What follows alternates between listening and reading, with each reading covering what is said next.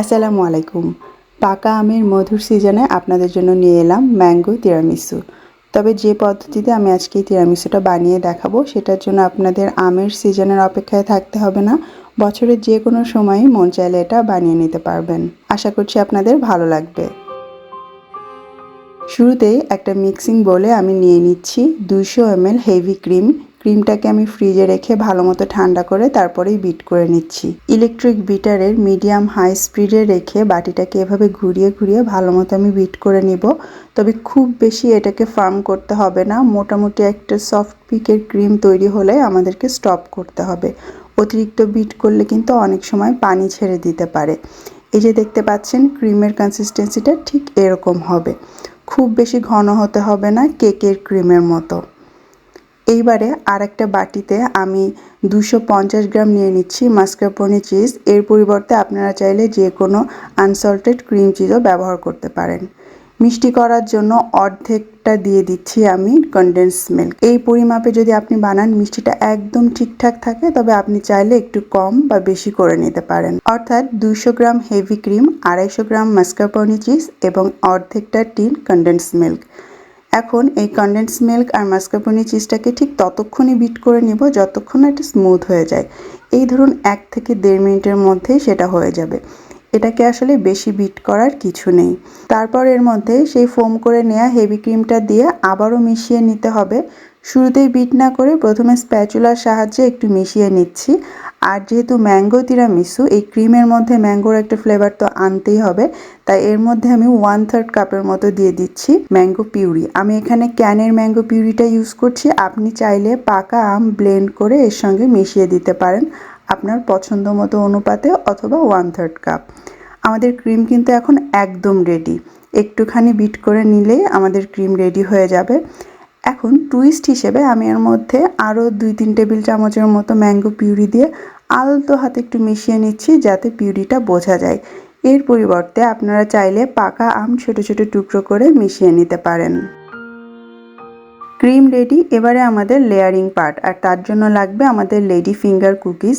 Normal তিরামিসুতে আমরা যেমন কফির মধ্যে এই লেডি ফিঙ্গারগুলোকে ডুবিয়ে নিই, আর এটা যেহেতু ম্যাঙ্গো তিরামিসু তাই তার বদলে আমি এখানে ব্যবহার করছি জাল করা দুধ। এটা হালকা গরম অবস্থায় আছে, আর তার সঙ্গে আমি খানিকটা ম্যাঙ্গো পিউরি একটু মিশিয়ে নিচ্ছি এবং এর মধ্যে এক একটা লেডি ফিঙ্গার কুকিজ নিয়ে আলতো করে ডিপ করে যে প্যান বা যে পাত্রে বাটিতে আপনি তিরামিসুটা বানাতে চান তার বোর্ডেনে এভাবে সুন্দর করে এটাকে একটা লেয়ার করে দিতে হবে। আর আমি এখানে যে বাটিটা নিয়েছি সেখানে মোটামুটি 2টা লেয়ারই ভালো মতো হবে। তো আমি যেটা করেছি, 1 লেয়ার বিস্কিট বোর্ডেন দেওয়ার পর তার উপরে আমি দিয়ে দিচ্ছি আমাদের সেই রেডি করা ক্রিমটা। প্রায় অর্ধেকটা আমি এখানে দিয়ে দিয়েছি। উপরটা একটু আলতো করে সমান করে নিয়ে আবারও লেডি ফিঙ্গার কুকিজ দিয়ে আমি আর একটা এখানে লেয়ার তৈরি করে নিচ্ছি। বাটির সাইজ মতো বিস্কিটগুলোকে আপনাকে ভেঙে সেইভাবে একটা সমান লেয়ার করে নিতে হবে। তারপর বাকি যতটা ক্রিম ছিল সেটা ওপরে দিয়ে ওপরটাকে আবারও একটু সমান করে নিতে হবে।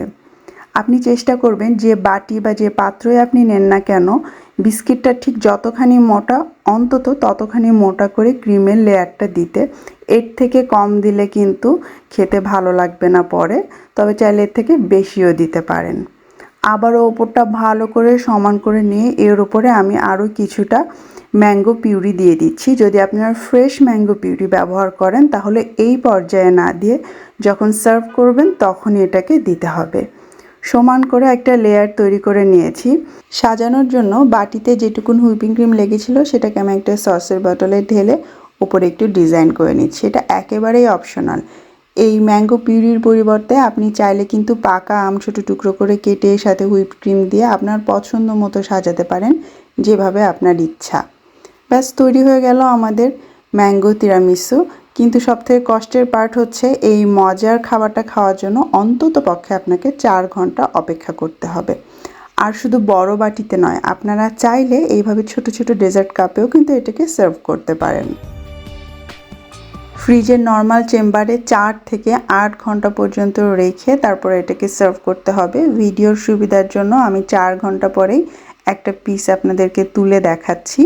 তবে খুব ভালো হয় যদি যেদিন মেহমান আসবে তার আগের দিন আপনি বানিয়ে রাখেন, বা সারা রাত এটাকে নর্মাল ফ্রিজে রাখতে দেন, তাহলে ক্রিমটা বেশি ফার্ম হয় আর খেতেও কিন্তু অনেক বেশি মজা লাগে।